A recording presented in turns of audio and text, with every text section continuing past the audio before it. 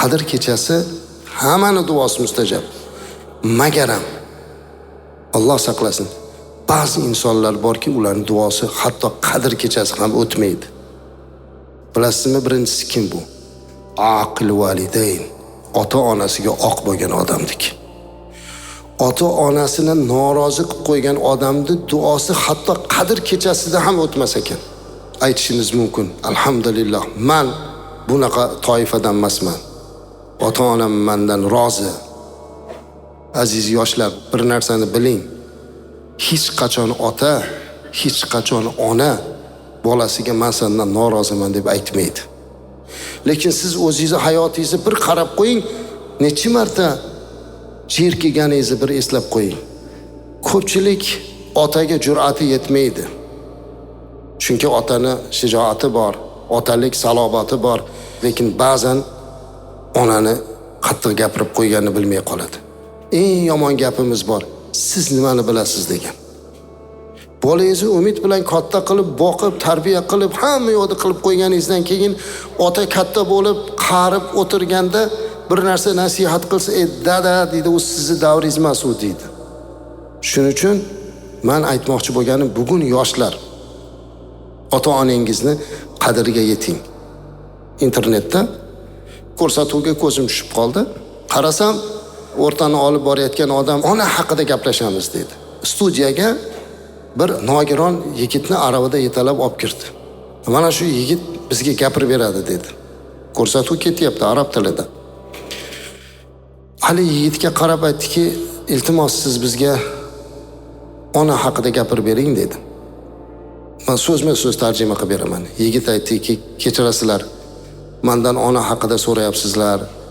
Ilmsiz odam, nima ham deyman? Men o'zimni onamni gapiraman-da, deyapti.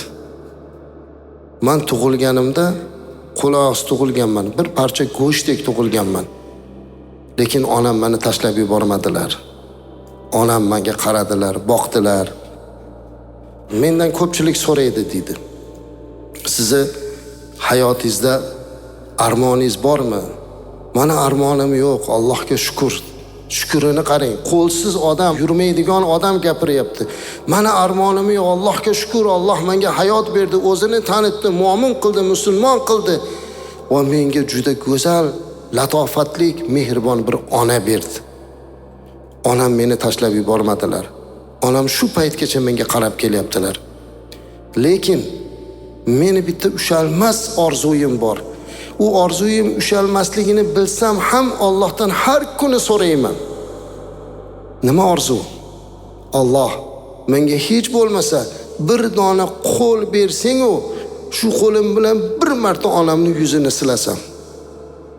Shu qo'lim bilan bir marta onamning ko'z yoshlarini o'zim artib qo'ysam. Bir marta onamni bag'rimga bossam. Mana shu meni orzuyim. Azizlar, biz g'aflatdamiz. Qachon oxirgi marta onangizni yuzini siladingiz? Qachon onangizni bag'ringizga bosdingiz? Qachon otangizni oppoq soqollarini qo'lingiz bilan tarab qo'ydingiz? Azizlar, bu kitobning gapi emas. Go'yoki bunaqa narsalar faqat filmlarda, badiiy kitoblarda bo'ladi deb o'ylaymiz. Yo'q azizlar, bu hayot. Ertaga hidlarini ham topolmay qolamiz. Suhbatini ham topolmay qolamiz. Hatto shu paytgacha mana iftorlik vaqtlari Ramazon o'tib ketyapti. Haligacha onasi bilan otasi bilan o'tirib iftorlik qilmaganlar qancha? 4 ta nonni olib borib, bu g'animat deb o'tiring. Yanagi yilga topolmay qolishimiz mumkin. O'tgan yili saharlikda o'tirgan onasini bu yil saharlikda topolmayotganlar bor. G'animat biling. Ramazonda ota-onasini norozi qilganlarning duosi o'tmas ekan degan gapni eshitib, men rozi qilib qo'yganman deb o'zimizga ishonib olmaylik. Bugun oldiga boring, qo'llarini o'ping, bag'ringizga bosing. Dunyoda ota-onaning hididan shirin hid yo'q azizlar. Mana shu muattarlikdan foydalaning. Va shu barobarida o'tirgan otalar, o'sha kattalar, o'zim ota bo'lib, o'zim bobo bo'lib, nevarali bo'lib endi aytmoqchimanki, ota bo'lish, bobo bo'lish bu katta ne'mat ekan, katta mas'uliyat ekan. ba'zan bilmay qolamiz. O'zimiz bilmagan holda qalbimiz og'rib qoladi. Bolamiz har qancha mehribon bo'lsa ham, inson yoshi katta bo'lgan sari ozgina bo'lsa ham tabiatida injiqlik paydo bo'ladi. Chunki ko'p hayotda sinovlardan boshdan o'tkazgan. Bolamizning muomalasi bizni ranjitib qo'ygan bo'lishi mumkin.